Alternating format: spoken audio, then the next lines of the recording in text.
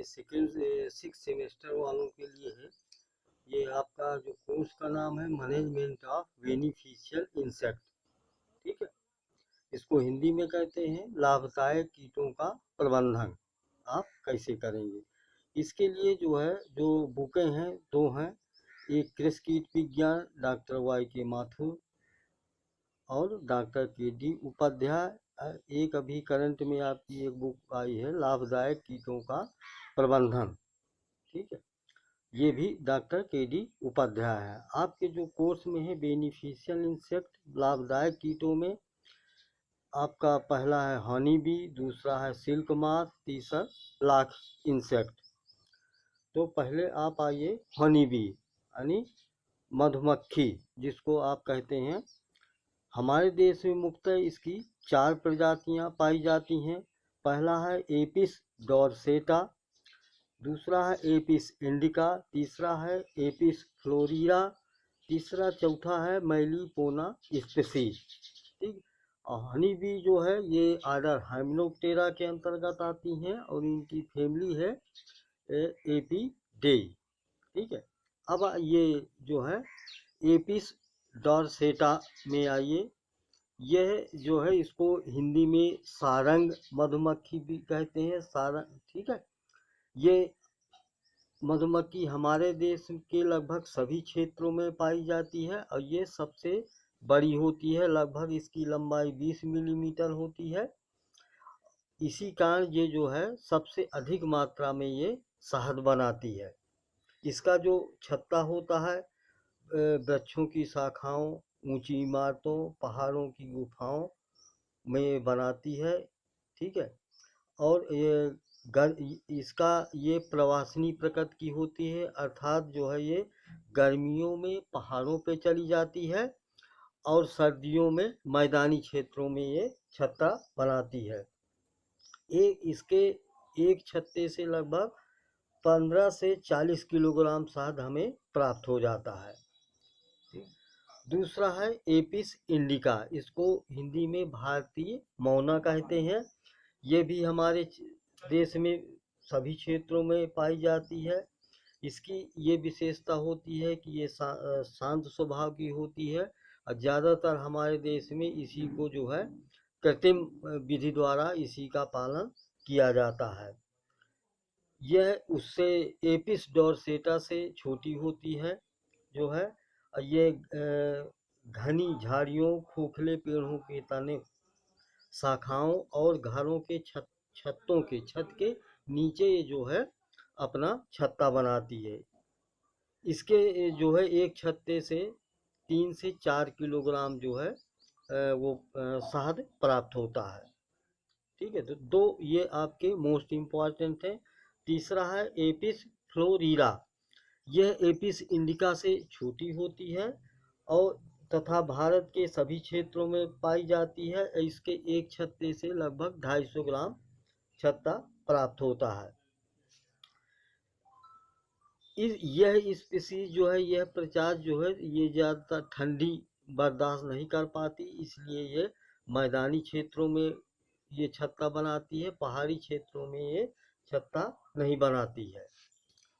चौथा है मैलीपोना स्पीसीज, इसको डंपर मधुमक्खी कहते हैं।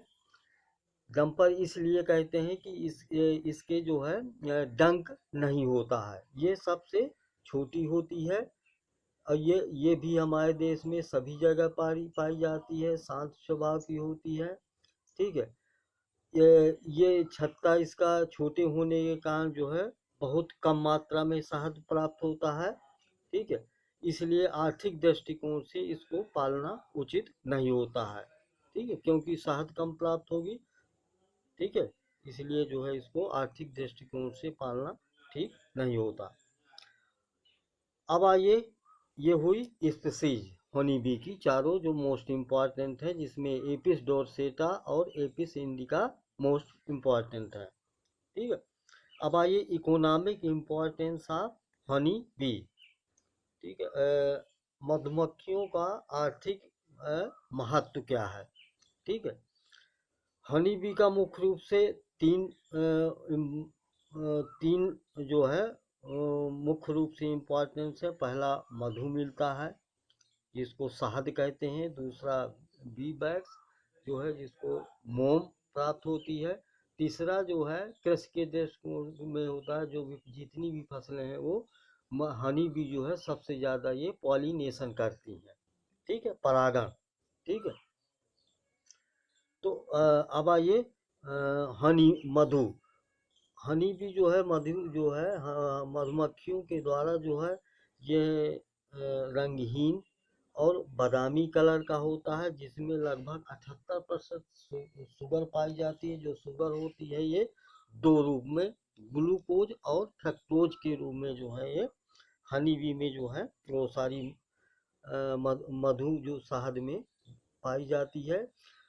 17% जल होता है, शेष जो है 6% एंजाइम और खनिज लवण पाए जाते हैं, ठीक।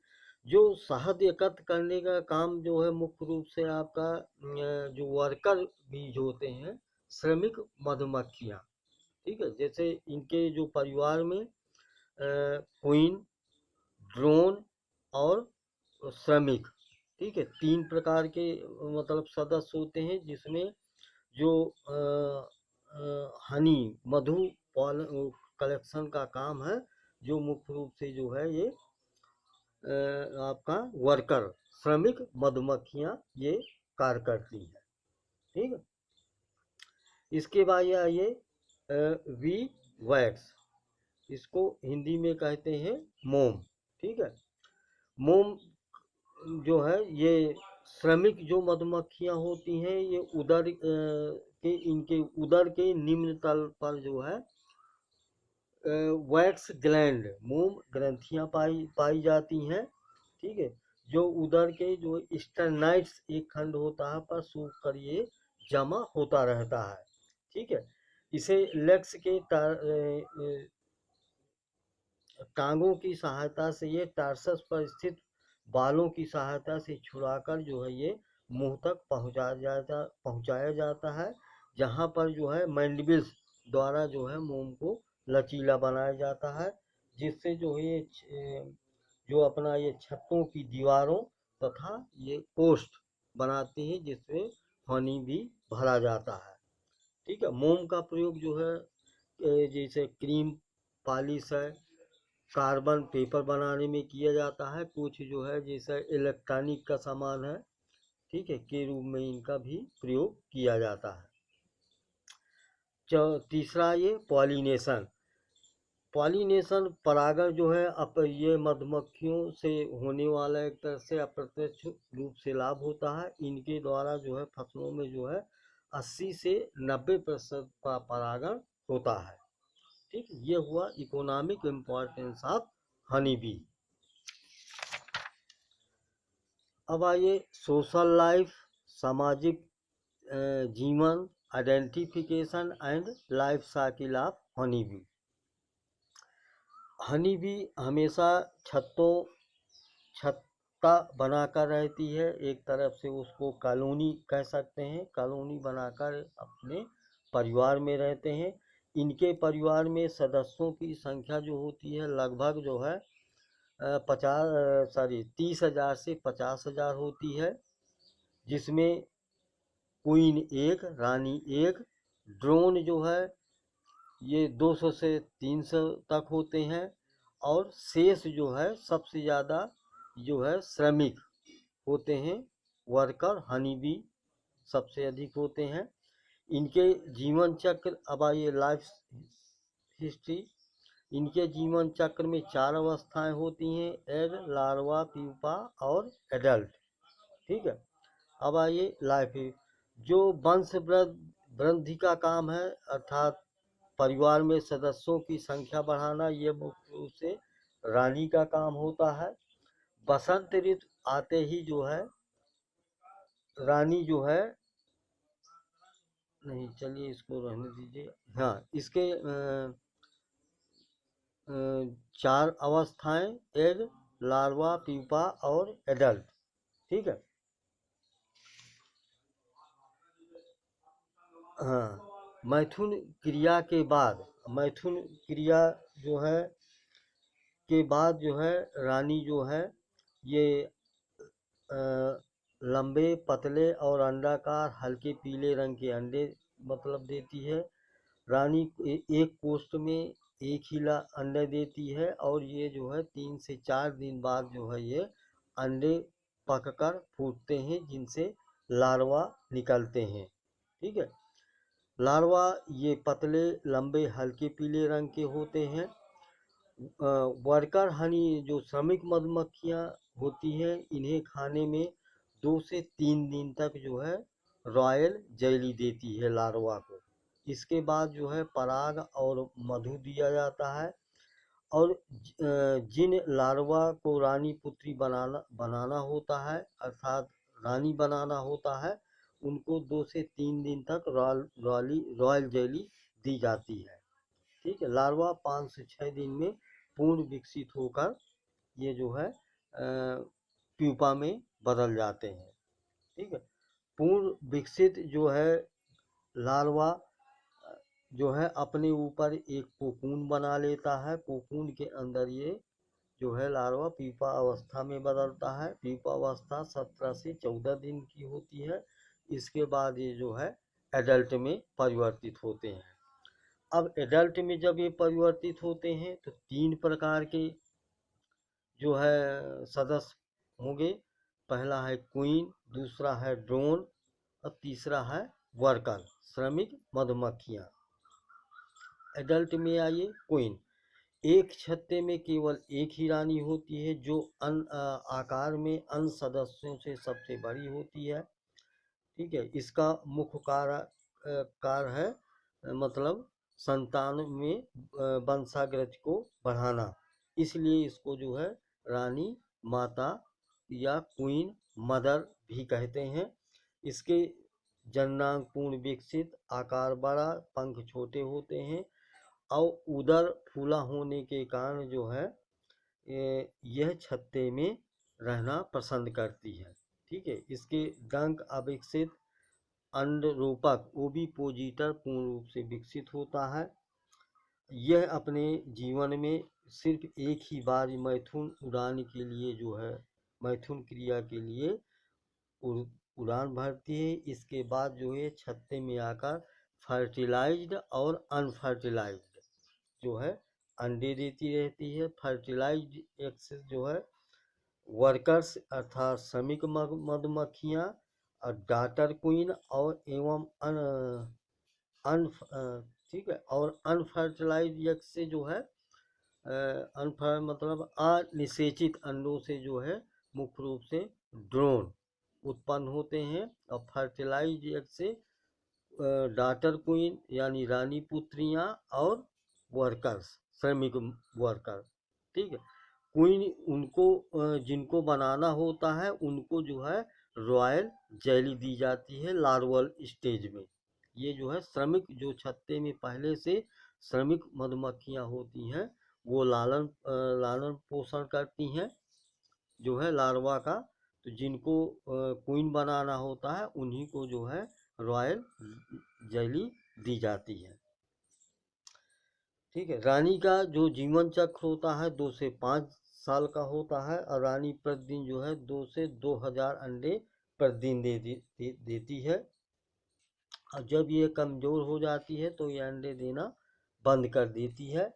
और इसके बाद फिर श्रमिक जो मधुमक्खियाँ होती हैं वो रानी को मार देती हैं और उन्हीं रानी पुत्रियों जो डाटर क्वीन बनी है उन्हीं में किसी एक को जो है रानी मान लेते हैं। ठीक है। ये हुआ आपका क्वीन। अब आइए ड्रोन।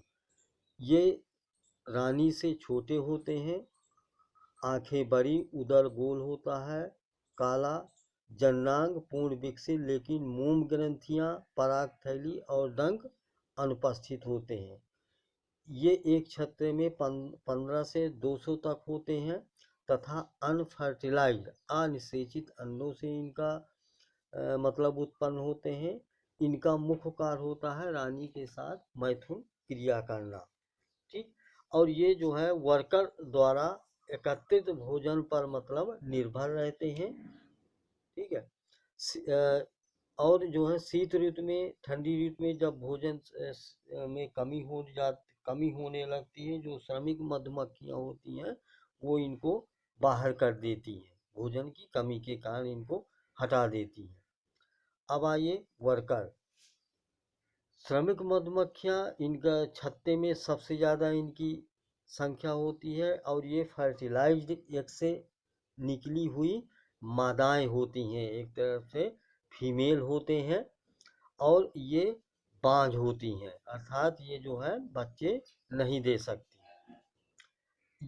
इनको जो है रॉयल जेली कम खाने को मिलती है, जिससे ये बांझ हो जाती है। ठीक है।